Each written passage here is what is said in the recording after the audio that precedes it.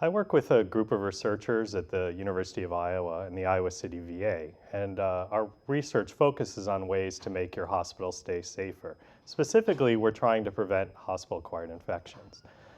We've all heard stories about an aunt who's gone to the hospital to get a hip replacement and comes home with a brand shiny new hip, but also a hospital-acquired infection.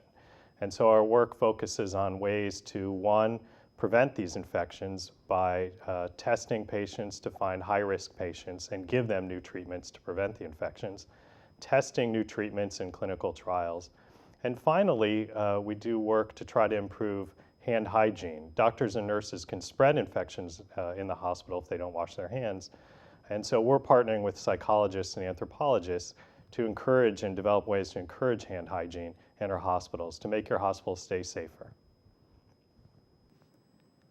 I'm a physician, and I'm interested in creating new organs and tissues. The way we do it is by taking skin cells and converting them into stem cells.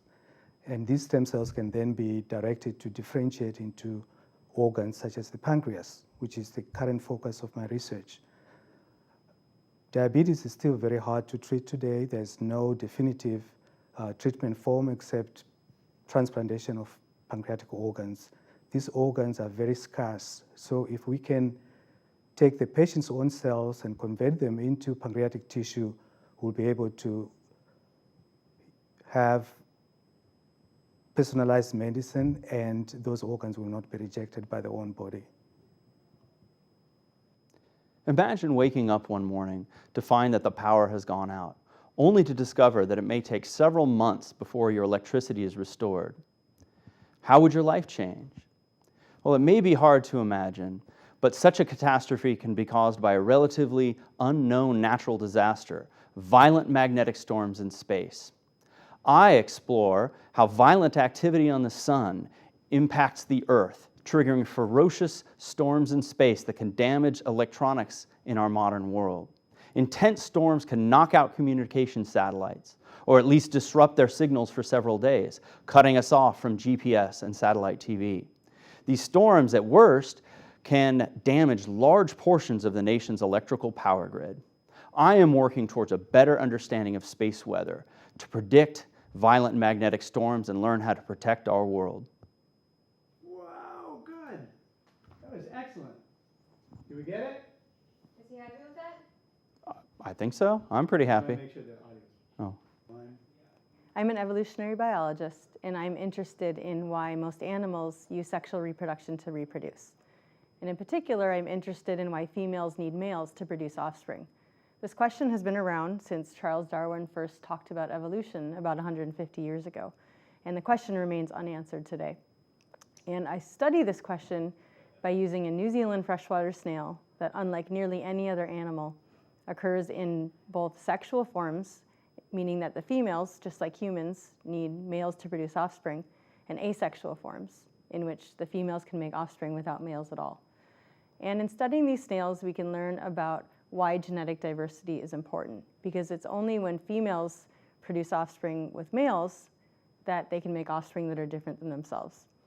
In other words, we can use this research to understand why genetic diversity is important. So we can better understand why diversity is important in nature and why diversity is important in all sorts of organisms, including humans. This research is also important in terms of understanding the errors that can happen during reproduction that can contribute to disease and to birth defects. Cardiovascular disease affects millions of people each year. Treating these diseases often comes with many risks and side effects, and the appropriate treatment choice is not always straightforward. What our group is doing is using computer models to simulate the treatments of these diseases, and these could be medical device implantation or it could be a surgical option, in order to predict how the treatment is going to affect the surrounding tissue. Now, by following patients over several years and examining the long-term success of the treatments, our hope is that we can identify early indicators of treatment success. The long-term goal is to be able to use these simulations to both predict long-term success and ultimately to enable customized surgical planning so that every patient can receive the best treatment choice for him or her. Late life mental disorders cause a lot of distress and disability for older people. The goal of my research is to find innovative and pragmatic ways to promote comfort and function for those who have problems like dementia and depression. For example, I'm evaluating a cognitive training intervention that plays like a game. Earlier research has shown that this intervention reduces the risk of clinical depression. My question is whether we can get the same effect in an even older and more frail group of older adults in assisted living settings. Finding simple solutions, simple and low-cost solutions to prevent depression is really important. Depression turns up the volume on nearly every other health-related problem that older people have, from the intensity of pain that they experience to the other health-related problems, their diabetes or their heart disease. So reducing those risks by engaging older people in a self-directed game can have lots of benefits to the older person and to society. For as long as I can remember, I've been intrigued by how individuals believe and how they put those beliefs in their everyday lives, how they live them out. Today, as a scholar, my research focuses on U.S. Catholic experience as well as U.S. Protestant experience. My research and writing today seeks to uncover, to unpack what Catholics and Protestants share in common. I think oftentimes in the media, differences tend to be played up rather than commonalities and what links us. And so all of my research and writing seeks to point out commonalities, what makes us human, what makes us Americans, and what makes a distinctively Catholic and Protestant Christian experience. For as long as I can remember, I've been intrigued by people's beliefs and how they live out their beliefs in their everyday lives.